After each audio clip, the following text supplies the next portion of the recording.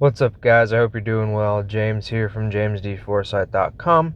Today, or well, I guess this morning, we're going to be talking about more of what is money and kind of a short history of it, specifically with some history of the United States and stuff. And please excuse the lighting and stuff. I'm just doing this in the truck. It's like 5:20 in the morning or whatever, so no lights at the moment. But anyways, so, and again, we'll be referencing a premiere on money.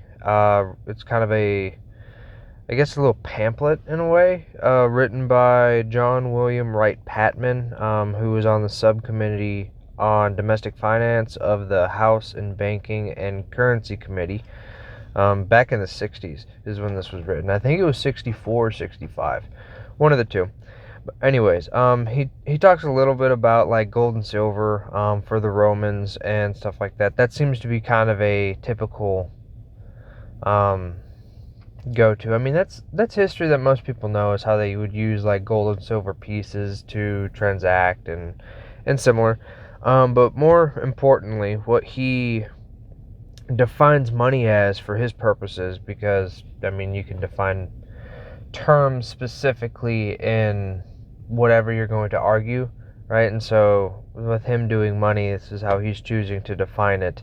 So money is anything that people will accept in exchange for goods or services in the belief that they may in return exchange, if now or later, for other goods or services, right? So he's more of playing off the kind of currency aspect of money, not necessarily the whole store of value in a way. I mean, it's sort of there.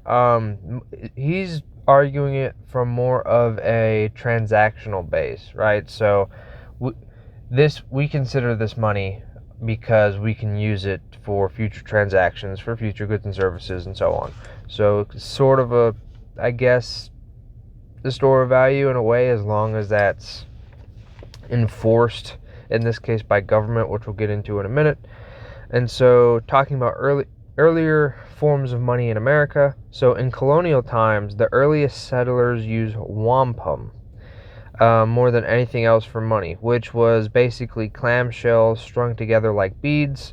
The settlers considered these beads very valuable, even though it may seem surprising to us that in our society people could have considered clamshells valuable as money.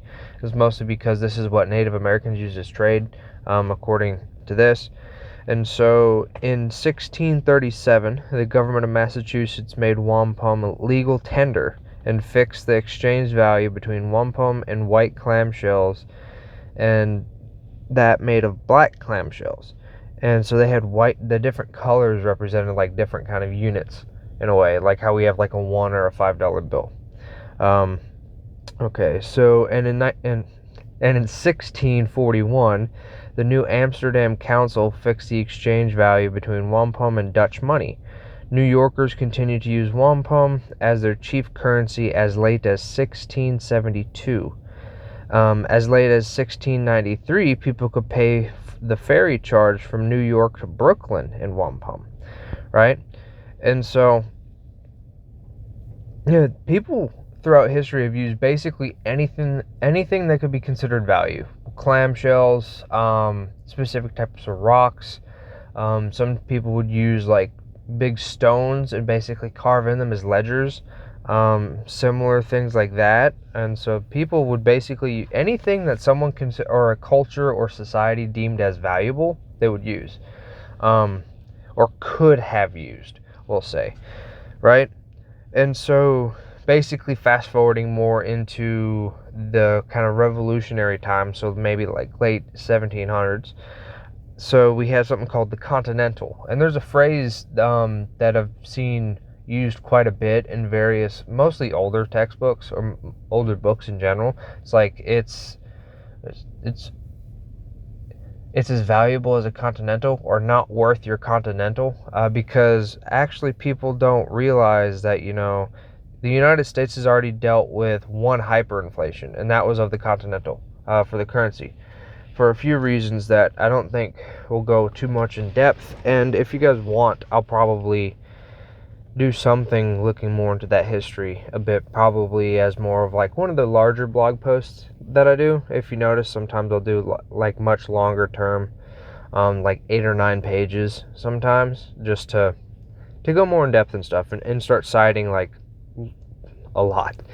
But anyways, so the Continental became worthless, however, not only because there were shortages of commodities, but also because it was easy to counterfeit, and the British did exactly that. And so, like, this was before the Revolutionary War and during the Revolutionary War.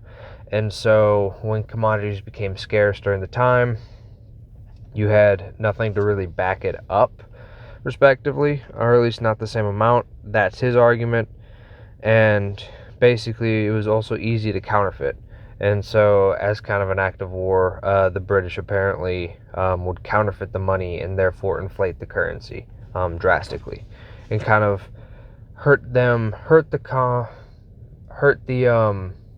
colonists that way, right? Okay, so this meant, now we're going on to a kind of more of state banking, because a lot of people don't know this. So it wasn't like we always had a central bank, obviously. I think we've technically, the Federal Reserve is the third central bank of the United States since the Revolution. It could be argued that, I believe it was Massachusetts technically had a central bank, and this was before the Revolution, a few decades. So you could argue that there was 4, but you're delving into a bit more nuance there. But in between those times, when it was basically state banks would pretty much reign, and banking was based off of state, and to where you'd have state banks. Banks are people who wanted to become banks would have to go get a charter from the bank and not the national or federal government, right? So basically, and those state banks would issue their own currencies, and go from there. So because they would issue their own currencies, this meant that any private company that could obtain a charter to engage in the banking business from any one of the states could also print and issue currency or notes against the bank, right? And so you have to think about, like, we're talking about notes in the actual, like, definition sense. So it's like a liability, or it's an IOU. It's the same thing as a I guess think of it this way. The currencies issued by the state banks are analogous to physical cash now, right? Where physical cash is a liability of the Federal Reserve, the state currency notes back then were the same thing for the state banks. So it was a liability, it was a physical liability of the state bank, right? Just like basically if your commercial bank deposits in your bank account were physical, right? So often the states had few or no formal requirements to start a bank, since the value of the notes of any state bank depended on the reputation of the bank itself, and the reputation of a bank usually was not known outside the locality where it did business. Many frontier or wildcat banks issued paper money with little or no value, right? And so basically, especially, this was one argument for the Federal Reserve, was having more of a national scope, because when you had state banks where it's basically dependent on credit, right? And so the value of your currency is dependent on credit, just like the Federal Reserve notes are now, our actual physical dollars, our cash, is because it's based off of the credit of whatever entity is issuing it. And so as long as there's full faith and credit in the United States, then the cash has worth. It has some promise of value, right? To what degree is arguable, and that's more opinion based and separate topics. But it was the same concept with state banks, right? And you see this specifically with how he says it depended upon the reputation of the bank itself, its credit, right? And then, so one thing, there was a big argument about not allowing the states to have this, right? So basically, there have been a few arguments in here, and one of the big arguments I noticed from him throughout the entire book was that basically everything money should be 100% in control of the national government, right? And basically the Federal Reserve should just be some agency to follow the government's bidding. And that could be an argument in and of itself of whether or not that's the case now or not. Not going there. Keep in mind this was written in the 60s, right? And so one of the things, he actually quoted Lincoln, and I highlighted this because just kind of the wording made me think it was important. So the privilege of creating and issuing currency is not only the supreme prerogative of the government, it is the government's greatest opportunity. And so I don't know if it's just my perspective or my point of view and personal opinion, but whenever the government's talking about the greatest opportunity for themselves, I just kind of get very skeptical. I don't know. I'm of the opinion that pretty much one of the best governments you could have is one that does very little, rather hands off, but it doesn't seem like we're going to have that anytime soon. Okay, so to continue, talking a little bit more about the National Bank Act that happened in 1863, I believe, off the top of my head, somewhere in the 1860s. So the United States was rapidly becoming industrialized during this time. Trade, once largely local and fast-growing nationwide in scope, before the National Bank Act there was no reliable money with a uniform value in every section of the country. So basically one of the problems was, or what they're deeming as a problem, was the fact that the individual state banks throughout the country, since they issued their own currencies, you'd basically have to deal with the same ideas like foreign currencies now, just within states. And so you had kind of exchange rates that you could have between the two if the other banks would take it. And because that currency was in a different state and the system was different back then in terms of, there was no technology, there was no like national ledger system, no anything to like really audit or kind of accurately, there was no way to really accurately and very quickly deem the creditworthiness of a specific entity, right? And so basically, when you would get a check, or when a bank in one state got a check from a different state in their state's currency, or in that specific bank's currency, then they would discount that, or when they would process or settle the check, they'd take either like a massive fee, or they'd basically do it at a discount. And so it really kind of disincentivized that kind of checkbook money in a way, like commercial bank deposits for interstate transactions or settlement, because it was cumbersome and it was much more difficult to put a premium on the risk for your counterparty, right?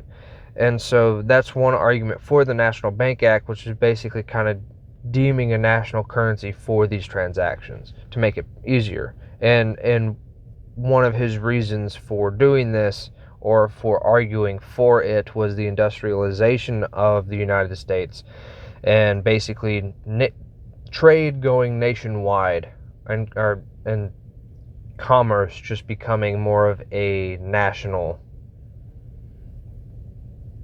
thing. So, right. And so that basically made us transfer from state banknotes to national banknotes, right? And so and this was happening, like I said, mid 1860s, around there. And so he's basically fast forwarding to the Federal Reserve part now, when he says, when Woodrow Wilson set up the Federal Reserve System in 1913, the government withdrew the national bank's privilege of issuing banknote currency. A relatively small amount, about 37 million of these notes, is still outstanding, however, right? And so basically, national banks had their own currency. Basically, Same idea. It wasn't the Federal Reserve notes we have now, obviously, because the Federal Reserve wasn't here until 1913. I think they're actually technically opened, I think it was November of 1914. It's just the Federal Reserve Act passed in 1913. But technicalities. So to continue, basically, why are commercial bank deposits listed as money? So checks, a form of commercial bank deposits, are not freely convertible everywhere into paper and coins, not at this time. So cashing a check is a problem away from the bank which holds the deposit. Going back on how banks were in the mid 1800s. So savings deposits at commercial banks were technically time deposits, are not included. And he's talking about like what's included in the money supply, right? Because he says that the purchasing power in a savings account cannot be transferred by check, right? You have to withdraw from your savings account and put it in your checking account to do that check, because it's a different type of deposit. It's a time deposit rather than a demand deposit, which is what you can do for checkbook money in a way that you can literally write a check for. Okay, so by 1850, about half of the nation's money was in the form of bank deposits. Today, about 80% of all money is in the form of commercial bank deposits. And keep in mind, when he says today, he's talking about 1964, I believe. I guess I can look at the actual published date. 1964. This book was first published in August of 1964. So yeah. So why is even our currency, like the Federal Reserve notes, like why do we even have faith in it? It's because it's legal tender, right? And so basically the government forces you to use it for basically it's good for payment of taxes and of both private and public debts, right? And so his argument for this is, as legal tender, the dollar can be used to pay taxes. It's advisable not to use marks. I'm assuming he's talking about the Deutschmark back then, or no? Because if this was in 1960, or maybe he's arguing beforehand, the Deutschmark would have already gone through hyperinflation, because that was in the 1920s and a prelude to World War II. But anyways, so debtors can discharge their debts by paying dollars.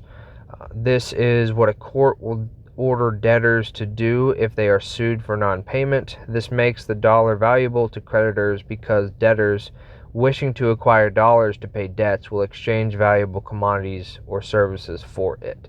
So basically, everything is measured in dollars in terms of the U.S. economy, right? So the government enacted a law in 1934 prohibiting the use of gold coins as money and calling it all gold coins issued before the time, except for a few people who were allowed to keep them as souvenirs. And this, when he moved to this, he was talking about basically what FDR did, making gold illegal for Americans to hold in monetary form. They were still able to hold like jewelry, numismatics to a certain degree. It was basically all monetary forms over a specific weight. I think it was you could have like a total of 5 ounces or something like that. And after that, it was like a hefty fine relative to back then. But right, and so who issues these coins? Only the federal government can do that, according to him. And basically, he says they issue them through the Federal Reserve banks, and that's the whole point. And one of the last things he kind of talks about in this section is basically the whole gold and how this was for the United States.